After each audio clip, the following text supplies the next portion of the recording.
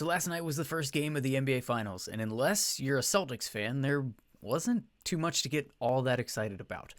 So we're going to dig into the box score, into some of the recap stuff, see what we can find in the numbers, and if we missed something.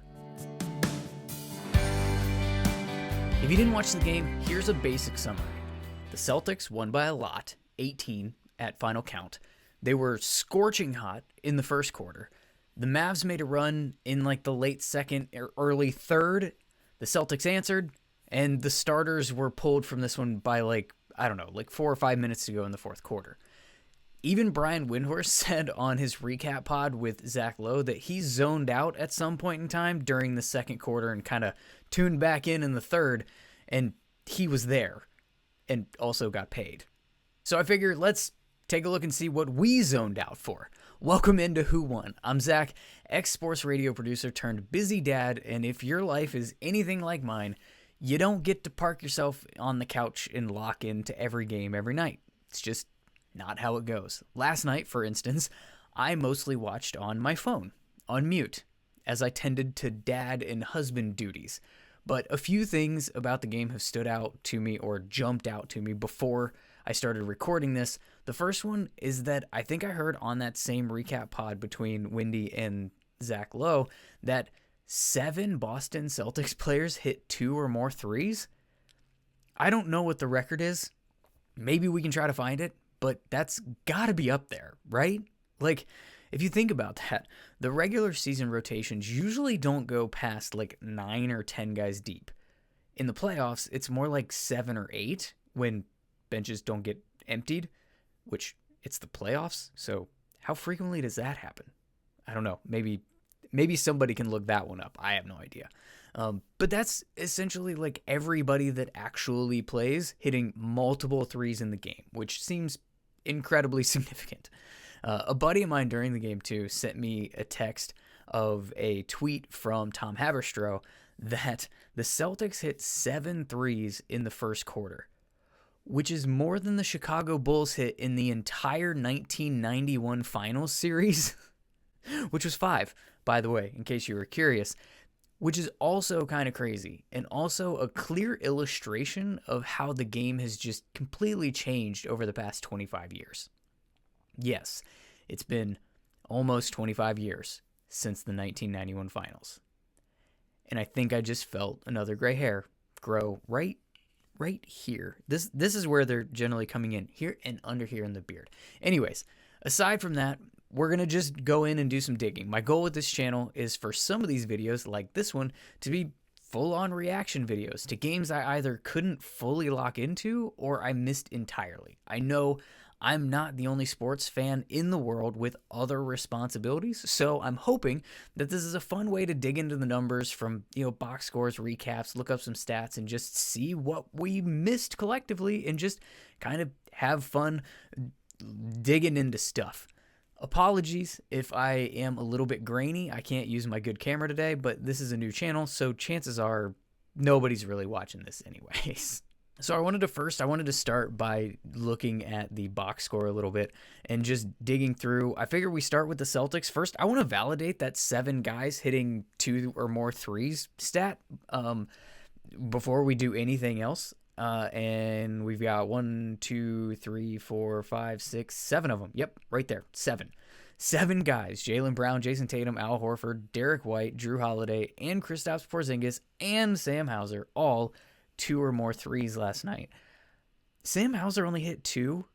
I feel like both of those came in the first quarter because in watching the game, it seemed like he was just completely scorching, but apparently it was just 2 of them, and I'm projecting more of those threes to be coming out of his hand. But look at this. Peyton Pritchard was the only guy to play significant minutes for the Celtics that didn't hit a 3. Didn't hit multiple threes. And it's not like he didn't have chances. He took 5 of them. The guy got some shots up, but that's crazy. What else did he do?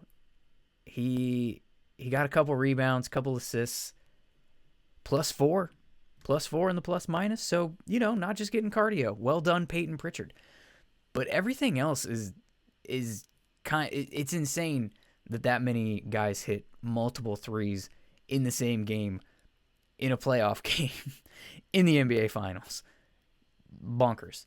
I want to look at Jason Tatum. So Tatum played 42 minutes. He only shot 37%, 38%. I'm a marketing guy, so that's 38% in my world. 3 of 7 from 3. Only got 2 free throws up. What is Jason Tatum's like average trips to the free throw line in a game? I'm curious. Let's see if we can find that out. Let's do it on another tab so that we don't lose this one. So I'll get that loading up. This computer's pretty slow. We'll come back to that. But I'm curious how many free throw attempts Jason Tatum gets in an average game. He did have 11 rebounds. That's legit. 5 assists, 6 turnovers. That seems like quite a bit. And only scored 16 points. They had what, 1, 2, 3, 4, 5, 6 of those guys that hit multiple threes were also in double figure scoring. Sam Hauser's the only one. He only had 8. Look at, but hey, plus 17 in his 16 minutes. Sam Hauser, dude, do your thing. Star in your role. I'm actually surprised with these Al Horford and Derek White plus minuses. For a game that was essentially a blowout, the starters got pulled. The Celtics still won by 18. To have Derek White and Al Horford, particularly Derek White, only being a plus 3, that surprises me, especially since he played 35 minutes. That's kind of shocking.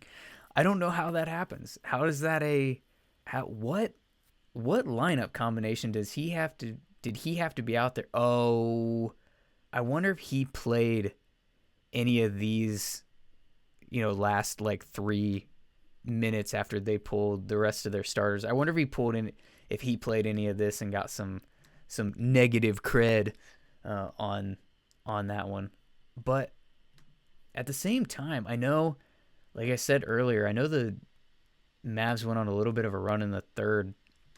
Well, look, I mean, they went on a run, sure, but they still only won the third quarter by a point. So it's not like they buried the Celtics in the third quarter. Because I was wondering, too, maybe Derek White in the rotation just played a lot during that run that the Mavs were making in the third. That's the only way that it makes any sense for him to be only a plus 3 in a game they won by 18 and was pretty much a blowout throughout. So they were up 17 after the first quarter. And I feel like it's at one point in time during the first, when I was watching, I swear they were up by like 30. Maybe it was early in the second. I can't remember, but I was legitimately thinking, is this going to be a 30-point blowout? Which it obviously wasn't. But let's look at those Jason Tatum stats. I mentioned earlier I wanted to see how often he gets to the free throw line in a normal game. 7.5 attempts a game this year, 7 last year, 7 the year before that. But yeah, he usually shoots like 7.5 free throws in the playoffs. Okay. I thought I was losing my mind. Do you see the number of games played? So this was in the playoffs. No wonder that seems so high. He got to the line 10 times, but he only played one series in 2020, 2021. So in the playoffs, he's averaging 7.5 attempts per game. What was he in the regular season? In the regular season, he was just under 7, which is down from last year's 8.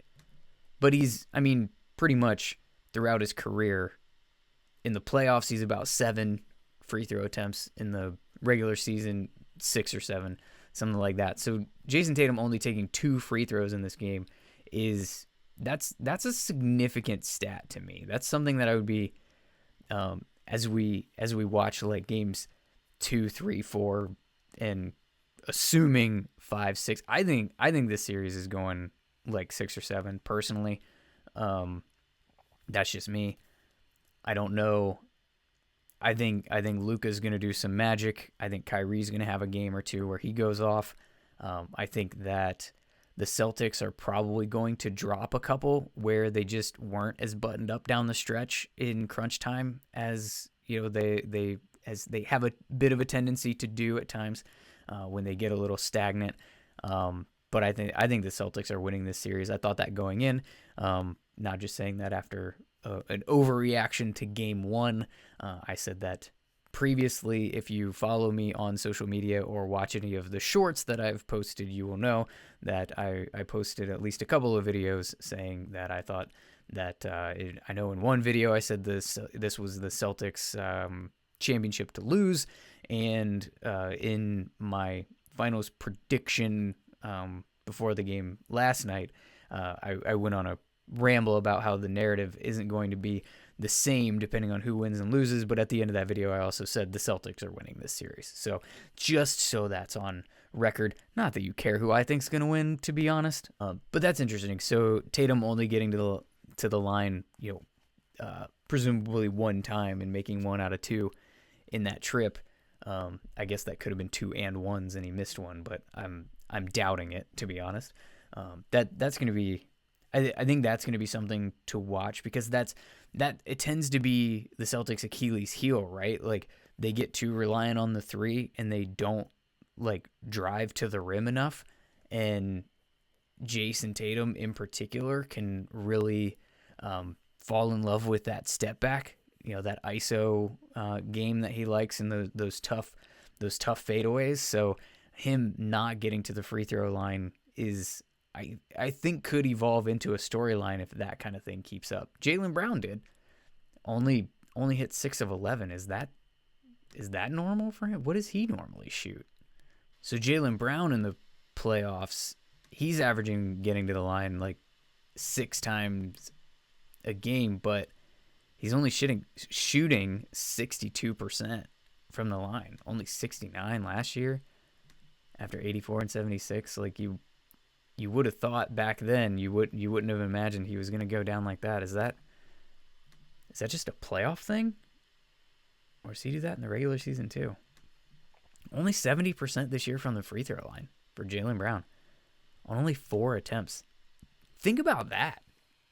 Jason Tatum is averaging like 7 free throw attempts a game, and he's the one that kind of has the reputation, and he's the one that catches the flack for kind of falling in love with the jumper and doing too many step backs. Jaylen Brown, of anybody on that team, is the one that you expect to be attacking the rim, and he's only putting up 4 free throws a game. So that's kind of wild. And it's not out of character. That's pretty much who he's been his entire career, which, again, doesn't feel like that should be correct. Because it's not like he doesn't, get opportunities and doesn't shoot the ball. Look at these, shot totals per game. That's interesting. That is interesting. What else? What else do you want to see? I know you can't tell me, but Drew Holiday, relatively efficient, led the team in plus minus at 20 points, only had 12. They didn't have a dominant performance by anybody. Porzingis was a huge addition to them. He didn't come out rusty at all. Only played 20 minutes and scored 20 points. So you'll take that, obviously. No, that's crazy. Let's look at the Mavs. Let's see how they lost it. How did they lose? Who do we blame? Who do we point the finger at? Whose fault? I mean, first we got to go to Luka, right? So he played 38 minutes. So that just tells you how early the Mavs threw in the towel, because I think it was, I want to say he came out for like a breather at one point in the game during the broadcast, and this was a very admittedly short period of time in which I actually was able to put a headphone in and listen to the broadcast. And I think they had said at that point he had played 32 out of 35 possible minutes, and so he only finished with 38. So that kind of tells you that, how it kind of confirms that when they threw in the towel like halfway through the fourth.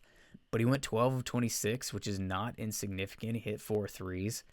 He only shot 2 of 5 from the free throw line, which you have to imagine Luka tends to get more free throw attempts than that, because he's one of those kind of masterful foul drawers and really good with those up fakes and getting people in the air and jumping into them, to be honest. 10 rebounds, Oh, that was the other significant stat that I meant to mention at the beginning of this video that I had heard this morning was he only had this one assist, right? But he only had 6 assist opportunities, which for a guy like Luka, let's be real. So Luka on the year averaged 34, 9 rebounds, and 10 assists for the year. In the playoffs, he's averaging over 8 assists, and he only had 6 times where he could have registered an assist. His teammates were 1 of 6 off of his passes, which is just, that's crazy. That's a pretty clear illustration that the Celtics' defensive game plan was essentially don't let the others do it, right? Like, rather than trying to zero in on stopping Luka, it seems like they're basically like, don't let him be a distributor. Don't let the other guys get going.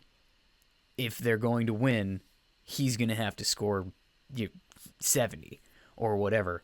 And he didn't get help from Kyrie, right? 36 minutes, 6 and 19, which is rough. 0 of 5 from 3, which is rough. 3 turnovers and 2 assists out of your... When your starting backcourt has 3 assists and 7 turnovers in an NBA Finals game, particularly this starting backcourt of Luka and Kyrie, like that's gonna be tough. It doesn't matter who you're playing, and when you're playing Boston, who's been kind of out and out the best team all year, not just on paper, but like the numbers have backed that up, and in their winning percentage, and I think they had the highest offensive rating in history ever. So that's granted inflated because like the past couple of years, I can't remember what it is. I'd have to look it up and dig all down the rabbit hole of statistics and records and whatnot. But I think it was one of those things where like over the past few years, offensive rating has jumped so much that like the best offensive rating from like 5 years ago would be like 15th now or some nonsense like that. So through that grain of salt, or through that lens, the Celtics, I think, had the highest offensive rating in history this year, or maybe it was net rating. I don't know. At this point, I'm spouting stats from memory that are probably just going to be wrong and have you in the comments telling me how stupid I am. So I'm going to stop doing that now. This is more about just exploring kind of what went on additionally, and digging into the numbers a little bit and reacting. So hopefully this has been fun. Oh goodness. Wow.